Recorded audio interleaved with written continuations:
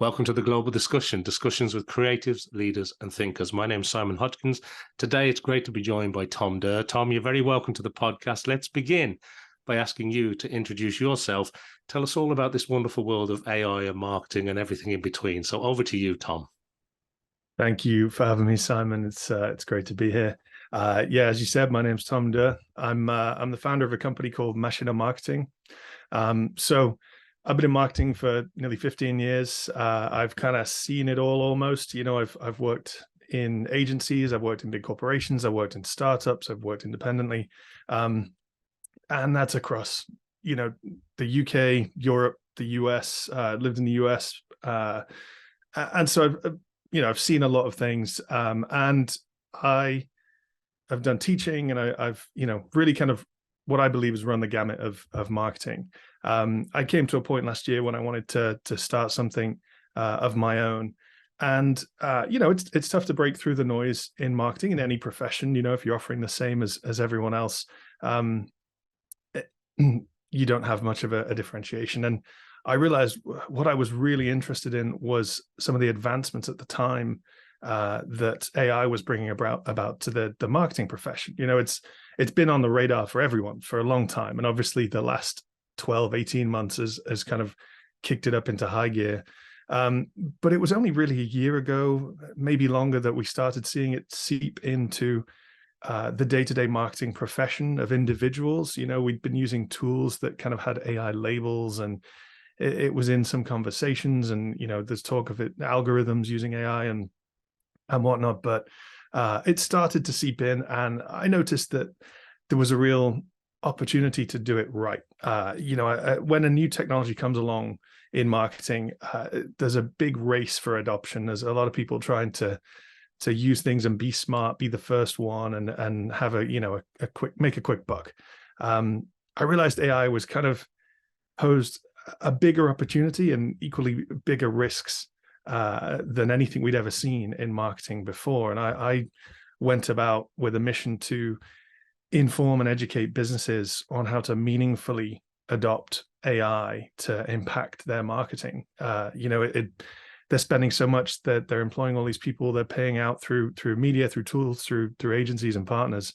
But this dawn of AI for almost every profession is, presents so many groundbreaking opportunities, but it also presents plenty of threats as well. And I was afraid that businesses weren't going to look at this in a meaningful way. They were going to be haphazard. They were going to be urgent and hasty. I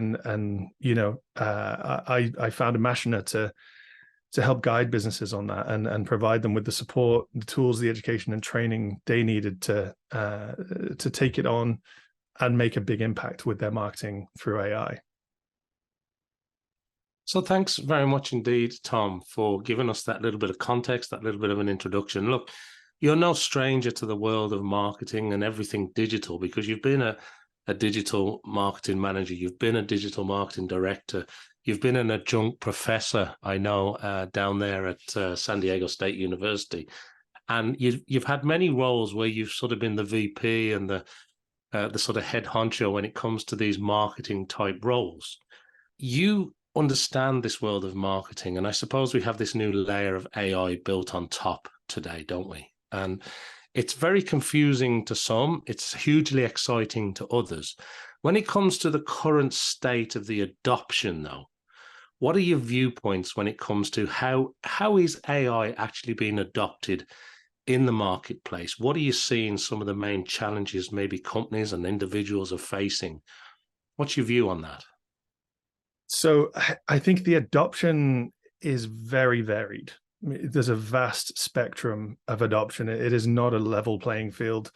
I think a lot of it comes down to the individuals. And I see a degree of enthusiasm, particularly with more junior members of marketing teams who are, this is as new to them as anything else within their career. So they take it with as much gravity because they're keen to learn. People who are a bit more entrenched and seasoned as marketers are coming about it in different ways. And there's, at one end, you have people who are very hesitant, very cautious, see it as a huge risk. And they view it through an archaic lens. They don't want to change the way they're doing things. And it's not so bad in marketing. Marketing is a profession of innovation and competition. You have to innovate, you have to be competitive, you have to constantly change your ways, adopt, evolve. And so, people have some willingness, but there's definitely a degree of apprehension. On the other end of that spectrum, a lot of the adoption that I've seen has been to cut corners. It's been using generative AI to produce content, and just to produce 10 times more content than they could before, or to spend 1/10 of the time producing content and end up with the same amount. And, either way, it's not a great result and a great outcome.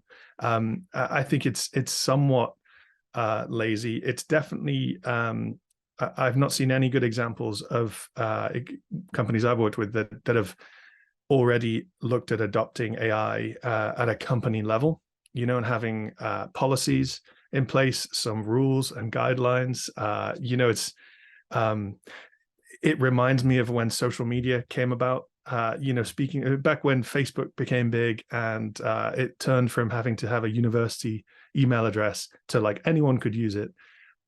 There was companies that were willing to hear you speak out about it. They would say, okay, I've heard about this Facebook, like, what do we need to do? And you would explain the advantages of having this public platform, and their response was often, great, well, we'll get one of the interns to look after that.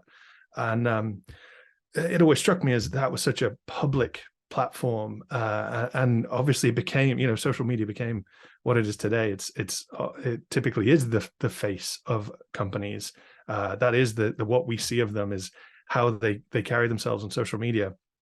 And to think back at companies back then, being willing to just let the most junior person in the company have the keys and kind of do what they want, as long as they were doing something, that was fine. They checked the box. And I see similar attitudes with the adoption of AI. It's, let some of the people use it. If they can cut corners, great. If they can just get more work done, that's fine. I think that's quite reckless. And then a step beyond that is a couple of conversations I've had of, do I need my whole team if I adopt AI? Like, can I save money on headcount? And the answer can sometimes be yes, but I think it's a fairly short-sighted, well, it's a very short-sighted way of looking at it. So that's how I've seen some of the adoption. Definitely, the lack of policies, lack of rules and guidance within companies, practically no internal education and training. A lot of that is because there's very little on the market, other than like we're offering stuff, and you see a few other companies when it comes to like legal or finance, or product development and software engineering. There's companies that will step in and provide some guidance, but it's like the digital transformation era. Digital transformation, there's family businesses in digital transformation. There's people whose parents did it and now they do it. It's been going on that long. You'd think we would have transformed by this point. But it's a similar thing. There's not too many vendors out there providing that support, and then there's just a mix of attitudes internally in terms of investing in that support, training, and education. So that's kind of what I've seen on my journey so far, and I feel like the times are changing a little bit. We're seeing some improvement, but I'm not impressed by the pace of that improvement. That's interesting, Tom. Thanks for your insights on that, because obviously you're right at the cutting edge of this industry. You're providing this service to individuals, to companies. But one thing I do want to go back to, something that you said that struck a chord with me, which was about the staffing question, right? Well, if I use AI, I can get rid of lots of people and save lots of money. But you talk about that in a very different way, because you don't talk about sort of doubling or quadrupling the output of, say, a marketing team or your staff. You talk about doubling the impact that the staff are having. And that's a big difference, isn't it? It's not about more of the same and just being more efficient at creating more. It's about actually using AI to make a difference with the impact. And it sort of brings me onto something very close to my heart, which is about focusing on outcomes, successful outcomes, and not outputs. Could you talk to that a little bit in terms of your approach there? Because I think that's really the core of what I picked up when you were talking there. Yeah, I mean, to anyone that might be listening to this that knows me or has worked with me in the past will have heard me say the phrase outcomes, not output, a million times. Focus on outcomes, not output. That's a bit of a mantra that I think rings true to almost anything you do in marketing, but also almost any other professional space.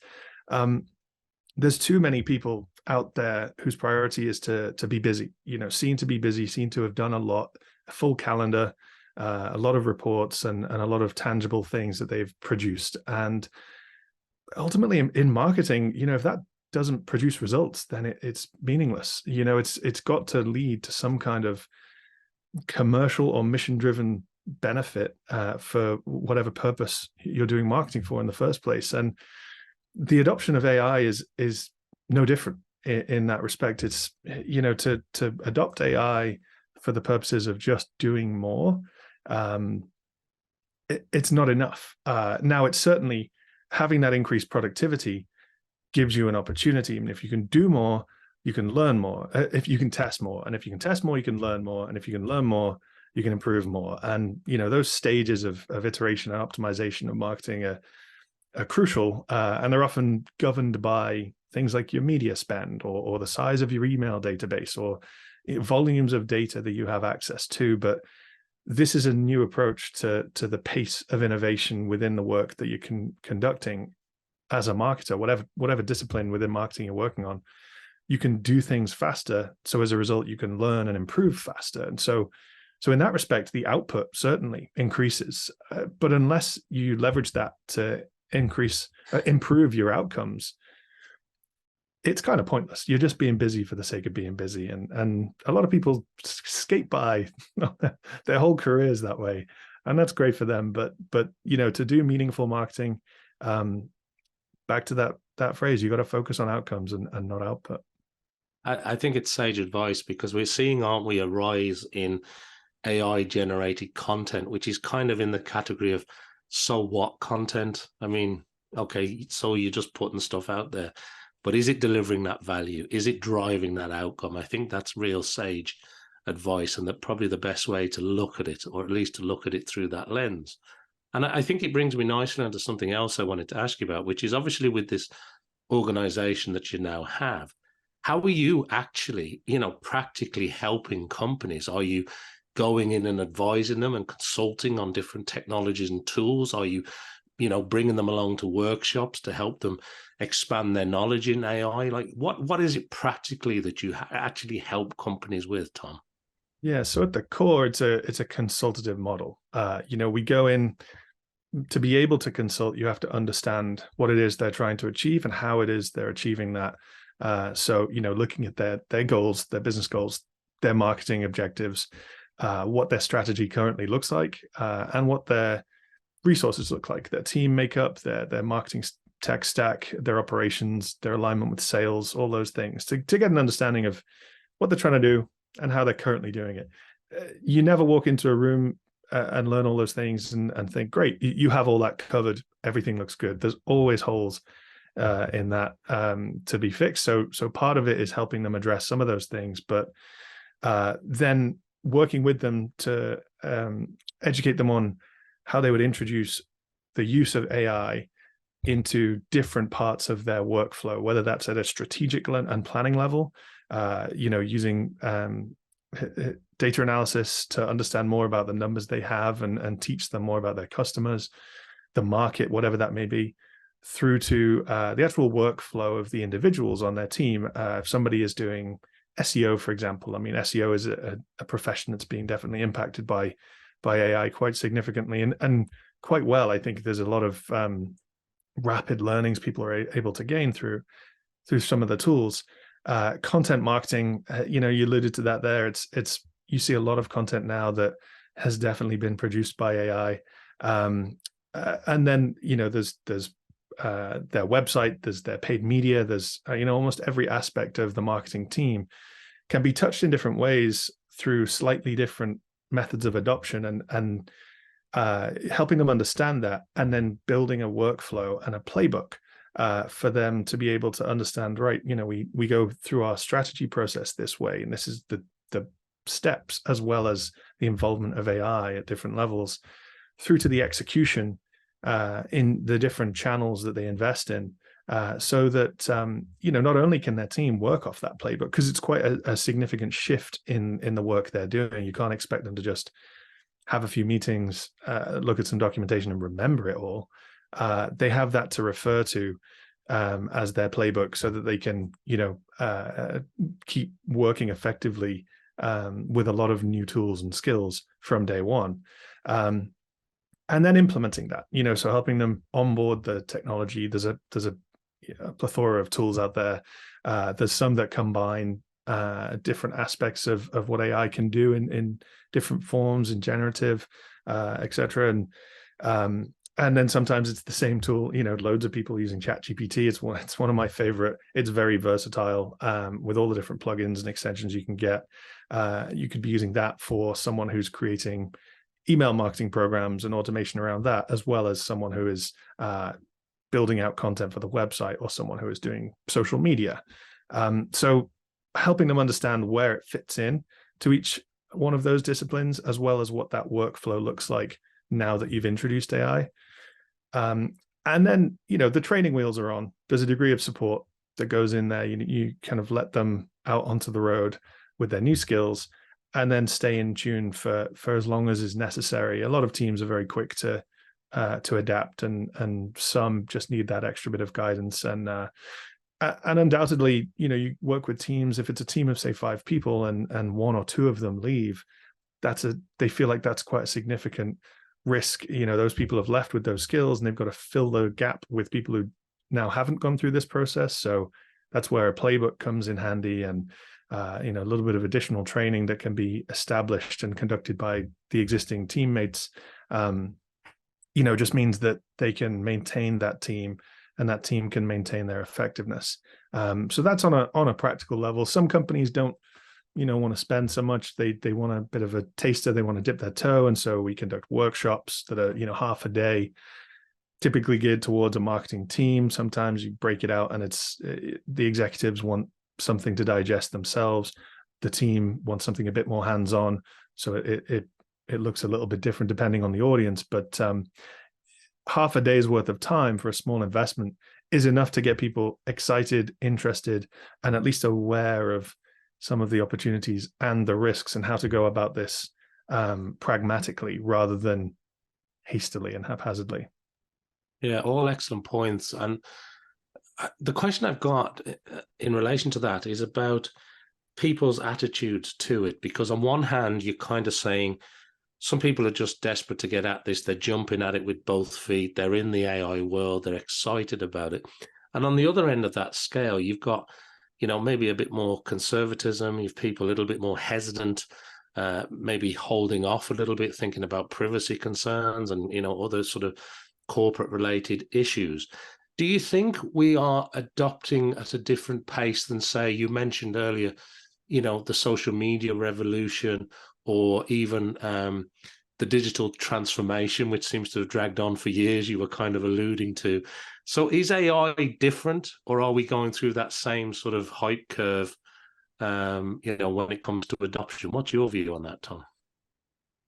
I definitely think we're going to see a bit of a hype curve, like with the other innovations, the other technologies and new things within marketing that have come about in the past. But I don't think this is the same as those. I think, the pace of innovation is extremely fast. I mean, for anyone who's trying to keep up on this, whatever source you get your learnings from, it almost feels like you're catching up. You're keeping your head above water every day on all the new things that are happening, the different things people are doing, different insights people have developed. And so I think, that pace is extremely fast. And I think there's a degree of panic and urgency in the attitudes of people adopting or just considering adopting AI, in that they should be doing something fast. And it's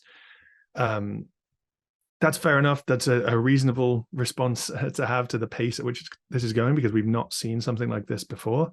But my advice to them is always to learn with haste, but to proceed with caution. So try and consume as much of this as you can. Invest your time in becoming knowledgeable and insightful into the world of AI and its impact on businesses. Maybe not get caught up on, the top 10 tools to use for email marketing today from some guy on LinkedIn, and learn more about the bigger concepts, and then proceed with caution, but with those learnings and with that understanding. And you don't have to be rushing to make changes right now. I think, you don't have to clear your calendar for the rest of the day, but you should be looking at what you're doing in the coming weeks and months. That kind of pace of adoption is the schedule that I think people should be looking at. And as somebody who's helping businesses sort of adopt AI for marketing type purposes, you've obviously got to keep your finger on the pulse, because, as you say, it's changing every day. There's always something new to learn. There are new tools coming out. So personally, how do as somebody who's advising and consulting in this area, what do you do to keep abreast of what's happening? Are you constantly scouring the internet? Are you connecting with like-minded individuals? How does your own sort of learning style work in this fast-paced AI world, Tom? Yeah, I guess it's wherever you can get the freshest and most recent insights and news, but doing that through LinkedIn, or setting up a Feedly and having information gathered online dropped in your inbox, or subscribing to newsletters and listening to podcasts, going on YouTube, are all great. I think you have to, as with anything, understand that there's a degree of, there's a commercial value to be the first to say something about anything, regardless of the topic. So much of what's produced out there is there to gain your eyeballs and to make a quick buck. There's people with an agenda. So, be cautious about where you consume your information from. But I'd say I'm scrolling through. I often surprised at how much I spend my time going through LinkedIn and seeing posts, groups I'm in, people I follow, people I'm connected with. And it's new stuff. It's things I didn't know that day or hadn't found out about yet. And I kind of have to put a pin in it, because there's so much, and then dedicate time every day to learning. So at least a couple of hours a day, reading back on things I've saved, or knowing that there's a particular thing that's come out or a topic I need to research, and doing further reading on that. But it's for marketing specifically. I mean, so much of this is very general. You'll see websites and newsletters and people who like to call themselves influencers on LinkedIn, publishing a lot of stuff to do with marketing regularly. I think it's depending on the work you're doing. If you're a generalist, if you're a marketing manager or director or leadership, you want to keep a broad view of the things you're taking in. If you're a specialist, if you work in one of those channels, there's different sources for that information. You can, if you work in email marketing, there's a lot of email marketing, newsletters, websites, feeds of content that you can subscribe to. But it's always important to proceed with a little bit of caution there, and understand where you're consuming that information from. Much of it is just to be the first person to say something about that topic, and it doesn't always mean it's right, and it doesn't always mean it's useful. I couldn't agree more. And I think also, Tom, something that I do want to ask you is about the roadmap. And I don't just mean your own personal company's roadmap, although I'm interested in what the next 6, 12, 18 months looks like for you, but also the adoption of AI. I mean, are we going to be in a very different sort of sphere in the next 12 months, 24 months? Are we going to see a mass adoption by businesses?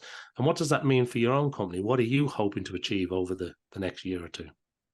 Yeah, it's a great question, and one that I get asked quite a lot. What are we looking at time-wise? And some people who ask me are less interested in maybe what the next 6 or 12 months look like, but kind of how much time they have left to act. So they're interested in that roadmap. For our company, our consulting model, is extremely valuable for businesses that want to learn how to meaningfully adopt AI for their marketing. I'm hoping that in time, that will be less important as just the day-to-day use of AI. And so our next phase in the business is the technology we're building to provide a single, essentially one-stop shop platform for your AI needs in regards to marketing. And so having something that can integrate with your existing marketing technology stack, it can automate many of the workflows, can provide the necessary loops and QA steps, pre-engineer plenty of the prompts. As we see the progress being made with companies like OpenAI and, you know, ChatGPT Enterprise or whatever ChatGPT 4 or 5, 4.5 or 5 looks like, with fine tuning and some of those abilities, you'll be able to provide your brand guidelines and historical marketing data to help it learn off your own materials and information.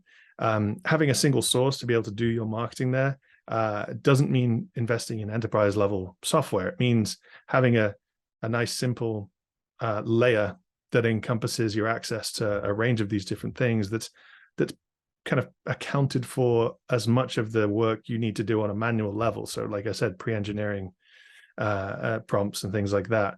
That's a phase that we'll be moving into as we would expect less and less businesses to need real in-depth consulting. But like we've seen with digital transformation, I mean, that's been going like 30 years and as a profession, and it seems to not be slowing down. And those businesses are now transitioning to AI. But you know, so I imagine there'll always be a demand for it. In terms of the industry at large, I really think the next 6 to 12 months is probably the window of opportunity. You know, if you don't act in that time, I think it's quite reckless and short-sighted and misguided to not think that you can bury your head in the sand and that these problems will go away.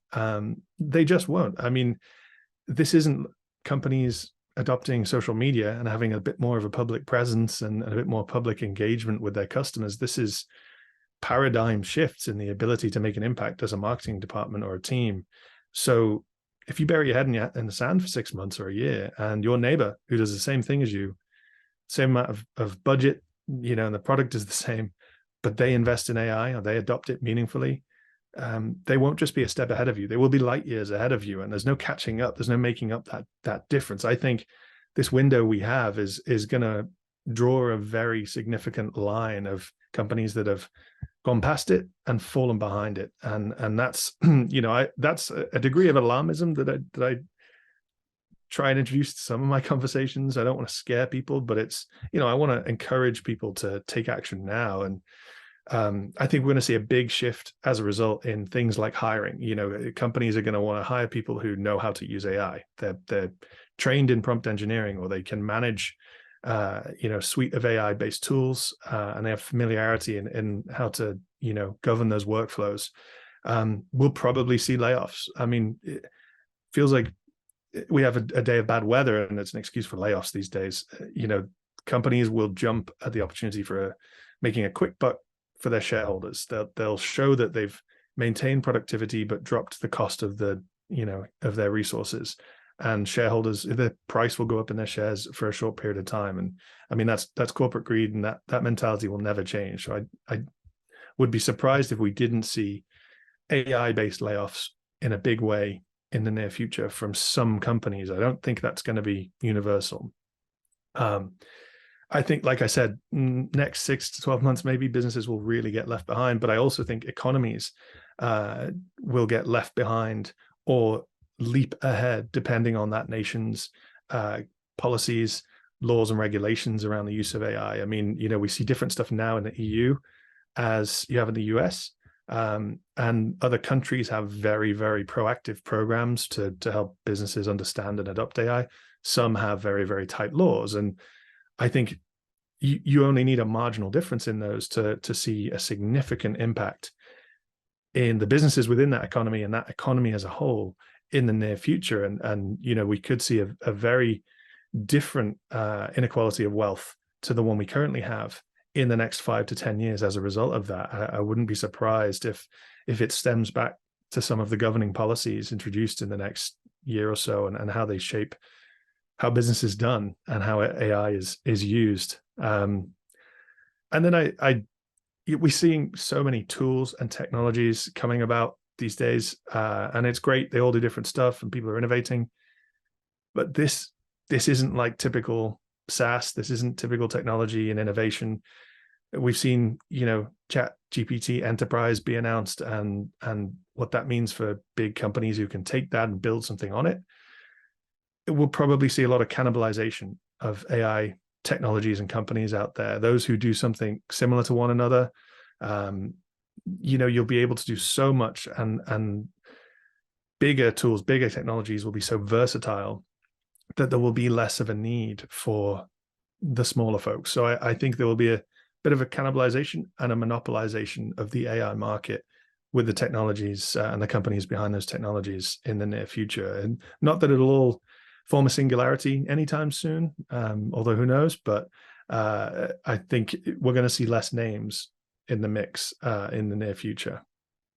And I guess with things like the adoption of AI, if people do it right and they do it well, and it becomes the norm, then if everyone's special, no one's special. If everyone's adopted AI in a meaningful way, the playing field becomes more level. And so we might get back to square one in terms of competition. We may be very advanced in terms of what we're actually doing, but it will then bring about more of an opportunity to be creative and innovative in how you do your marketing and how your message is carried, and what your brand stands for, and what your product can do.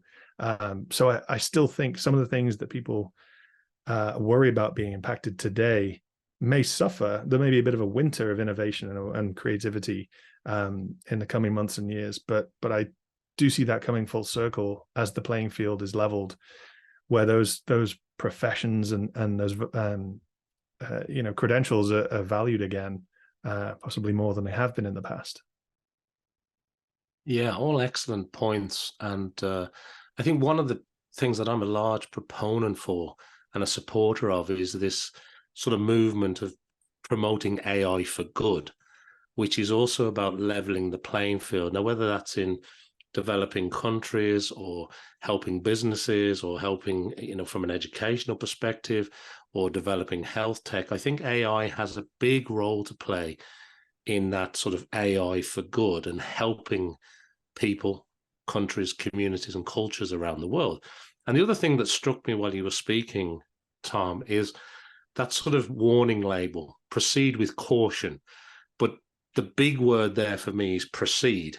Don't get left behind, because there will be a marked difference. Now, yes, in the grand scheme of things, it may come full circle, but we're going to have companies that move ahead pretty rapidly by learning, hiring people that understand AI, that are investing in AI. And we're already starting to see some of those organizations pull away. So I think your comments there are spot on. So thank you for sharing that.